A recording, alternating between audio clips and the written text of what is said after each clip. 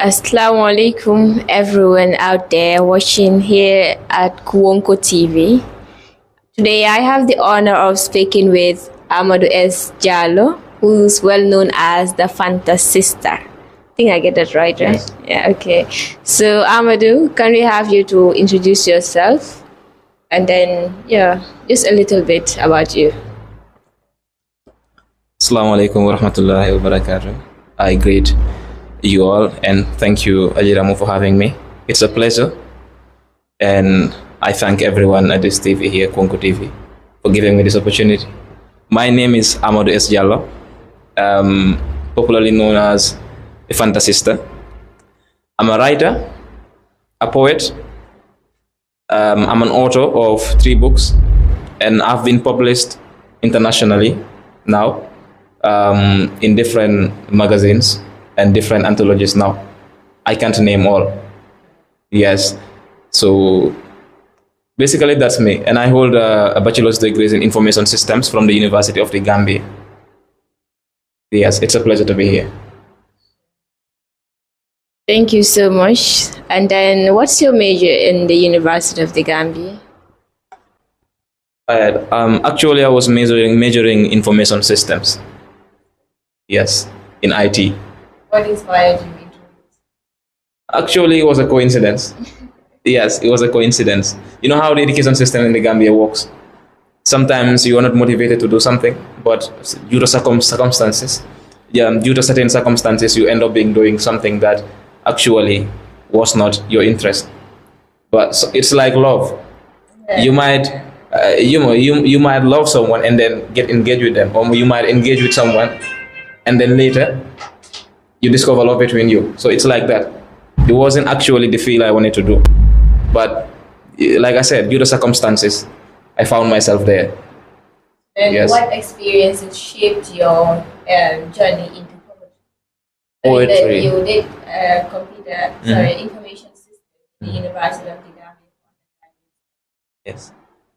Well, my experiences, I will say, were shaped by my past, my present, and the culture, silence, struggles, and love for this continent, and the love for honesty and truth. Because we Africans, should I say, we have this culture of silence. Growing up, sometimes as a child, you're not allowed to speak your mind.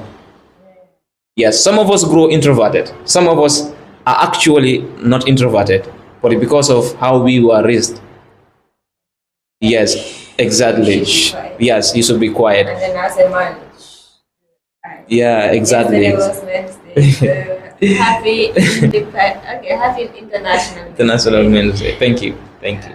So, these things are actually what shape us. And I was someone who was introverted, and I was an overthinker. Maybe I still am. And being a perfectionist, you cannot do something that satisfies yourself. You always think you can do better. Yeah, so basically these are the things. So when did you first realize writing was more than? Well, I will point this particular occasion. I think it was in 2022. Yeah, I was doing this course in psychology, Introduction to Psychology. So we had the chance to visit Tanka Tanka. Yes, it's a mental facility. Yes, so we went there, and that experience changed my perspective on mental health.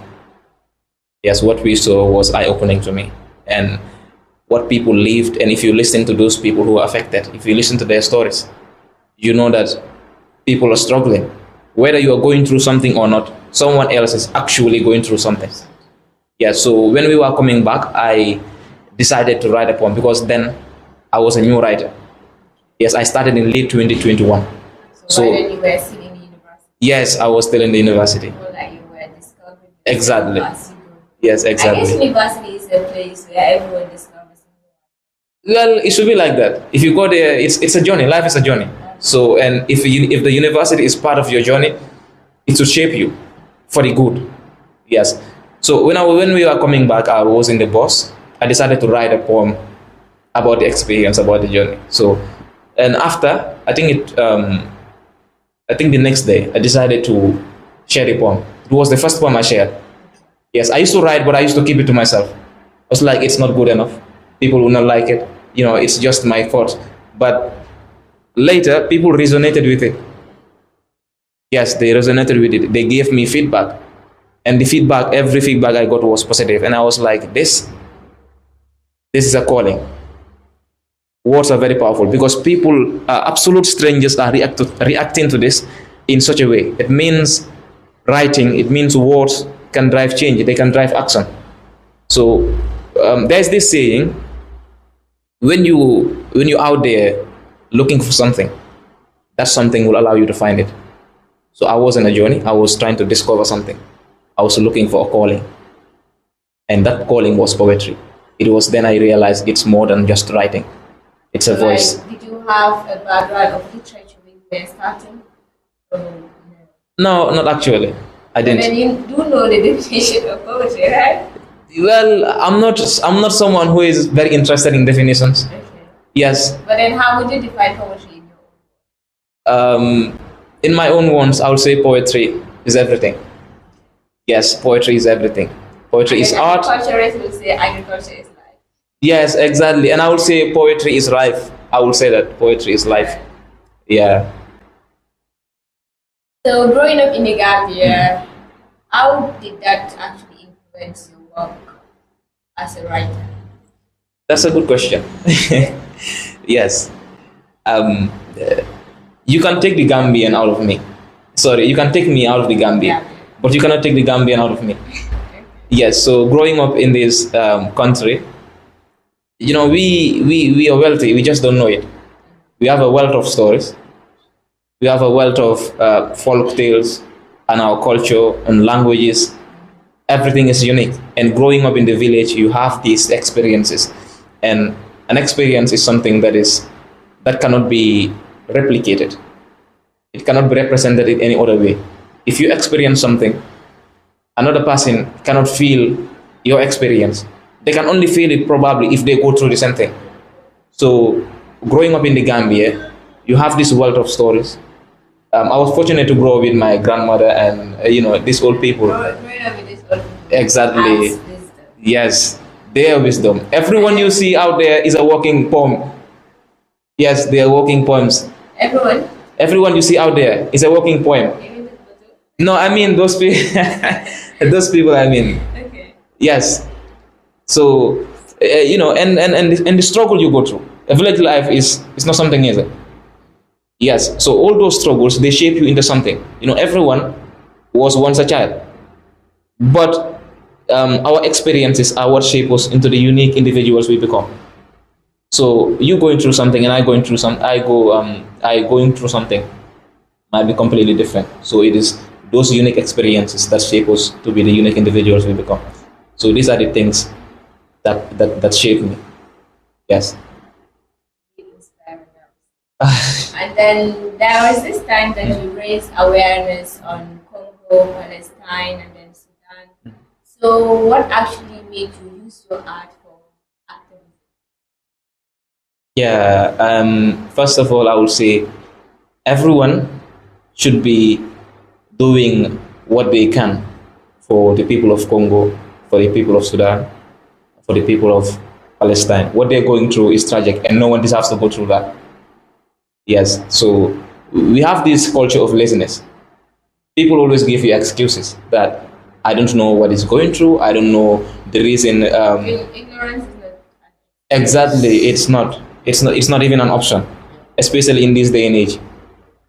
It's either you say I know what's going on. Sorry, I ignore what's going on, but you cannot say I'm not saying it. Everything is being broadcasted.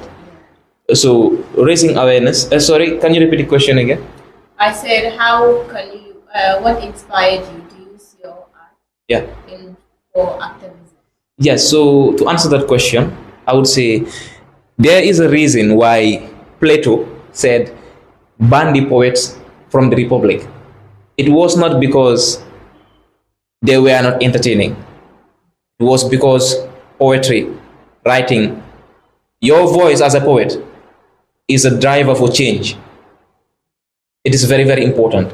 If you write honestly, if you write for the truth, if you write to raise awareness, you inspire emotion, you inspire change, you inspire thought. And once you drive thought, that will drive action. And raising awareness about these conflicts. You might not be influencing everyone at once, but if you drive thought into someone's head, that will lead them to do something, even if they're not doing something at an instant. But that will those words exactly, it will trigger something in them, and they'll be like, I'm actually not doing something, and I should be doing more than this. And then most of the time, people carry more emotional weight than any other person. Yes, absolutely. I would say. Yes. So as a writer, going in for activism and then being there for people.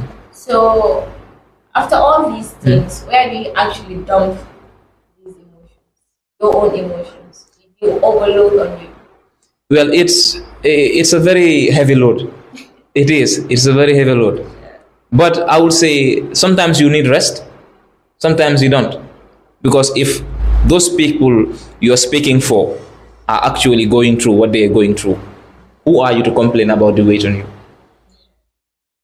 It's like you complaining that your mattress is dirty while someone is out there homeless. That's how it feels. So the very weight that is on you is the very weight that should drive you to keep on going. Yeah.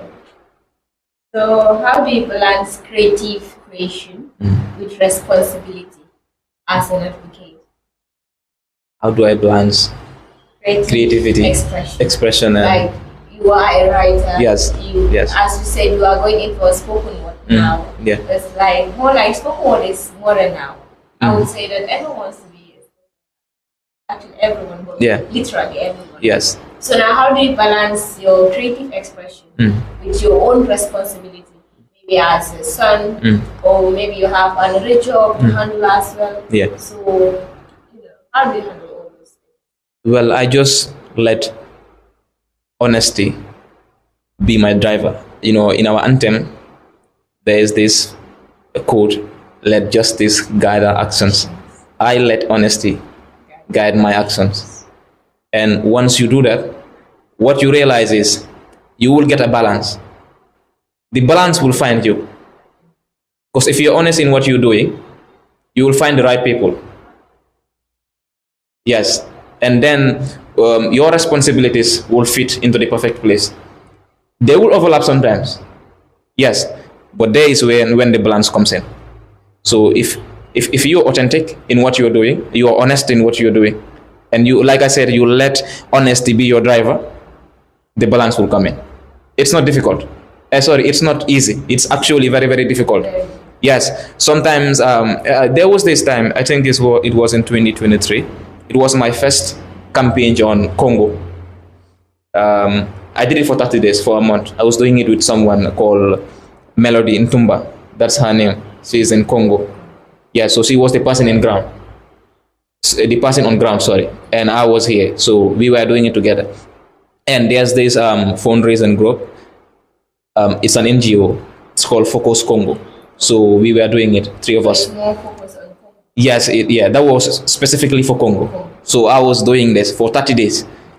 I will post twice a day, in the morning and in the evening. So imagine writing a new poem every day. Like you write 2 poems every day. So by then you were still in the university? Yes, I was still in the university. And then how are you managing that with your studies? Yes, so this is why I'm telling you, let honesty be your driver. Yes. So I was honest with what I was doing. I didn't care what someone think about that, because I know what I was doing is for the truth. It was to raise awareness, because people ought to know what is going on there. Those people out there, they don't deserve going through what they are going through. Yes. So writing 2 poems every day, in the morning and in the evening. Wasn't that an overload on you with the assignments, consistent tests? Yes. I mean, and all of that. Yes. It requires discipline and then consistency. Yes, absolutely. Continue doing absolutely. This. Sometimes you wake up and you're like, I'm not in the mood. But it's not about your moods. Like I said, who are you to complain about the weight on you when those people are going through what they're going through? So more like your own emotions didn't matter at that time. No, they didn't. I put my emotions aside. because this was something that I took as a responsibility upon me. Yes, so it was up to you to schedule a time when it is most favorable for you to write the poems or post, and then the times when you will focus on your studies and your other responsibilities. Yeah. So now going on to the books you have written. Yeah. So what inspired your children's collection, which is Sunshine and And Rain. Rain? Yeah. I want to feel the sunshine. Sunshine. And then the rain just poured. Don't worry, I'll get you a copy. Okay. It's an interesting book, absolutely. Us, I grew up in the village, I said it earlier. So we did not have access to books. There was a library in the school, but it was for the high school. And I can tell you all the books out there, they were books written by white people. So as a kid, you were more like a bookworm. no, I wasn't. I hated books. But I'm just giving you what actually transpired. Okay. Yes, what was the norm. So we did not have books. And we live in a generation where we've lost our traditional storytelling. Then we had access to our parents, our grandparents. They did that. They did that for us. They gave us these folk tales, But then there was more nothing like written. Yeah, oral. They wrote, but not everyone wrote. So the oral forms were more prominent. But then now we've lost that, even if not entirely. But a part of us have lost it. So the children growing after us are not having the experience that we were lucky to have. So how can we give back to our childhood? We can give back to our childhood by giving them what we learned through the books, because they have access to books now. Almost every school you go now have a library. Either it is a big one or a small one. Yes. So, and another point is, what I've realized is, we were learning books, even in school, the books we were learning were written by white people. So we are learning something about us that is written by other people about us. Just look at that. Yeah, who knows me Better than me. Yes, who knows me better than me? It is me. Sure. Yes, so we have to teach our children about us, for us, and by us. Yes, we have to do it. It's a responsibility. And childhood is a very sensitive stage. It is where you become a good person. It is where you, I don't want to say a bad person, but it is where you become a not so good person. Yes, if someone will be shaped, they will be shaped when they were children. So whatever we feed our young ones is what will shape them into the unique individuals they become. Like I said earlier, the experiences. Yes, so those stories. And Sunshine is about love for family, friendship, the childhood experiences, our tradition, our culture, and most importantly, our African identity. It's more like, okay, on the part of friendship that you've mentioned, that you've wrote. Yeah. So could you give us a hint, like, was it more like you and then your friend, the kind of relationship that you shared, so you decided to use that as an inspiration, right, the part of friendship? I mean, as you were saying, you were always with your grandmother, so things that your grandmother shared with you, those wisdom, are actually in that book.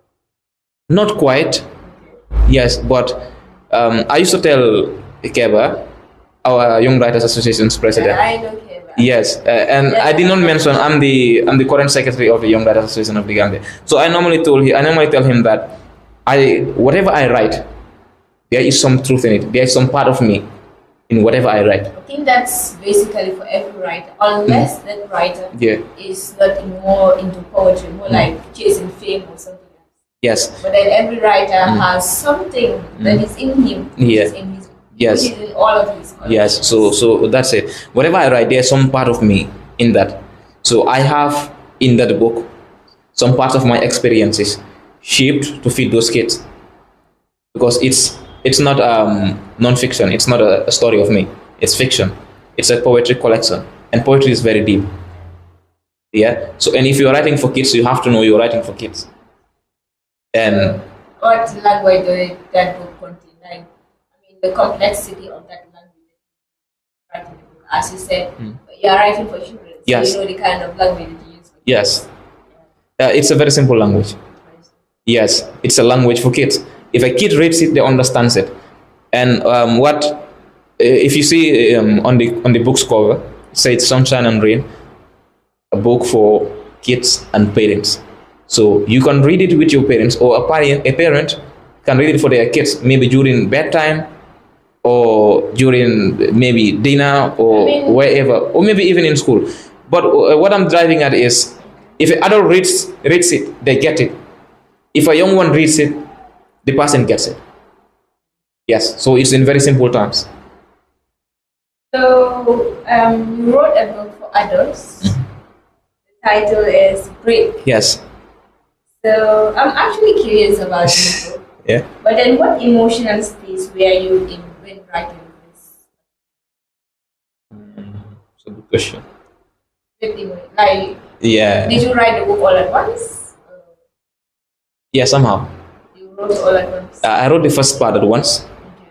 then the second part, but not like on one, just like a one row, one spam. No, I had some sprints sometimes. I wrote it in sprints, if I can say. Yeah, so I was not in any emotional distress, but it was inspired by stories that others have lived. I've said earlier that any person you meet, almost any person you meet, have either gone through something or they're going through something. Yes, so what I did in the book was I divided it into two. I wrote heartbreak and love. Yes, Okay. yes, so that's it. If you're broken, there's something in there for you. If you are in love, there's something there for you. So the part love is it's not merely love, but healing. Most importantly, healing.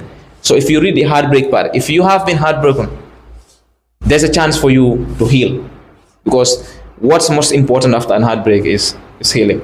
We all need to heal. Everyone have gone through something.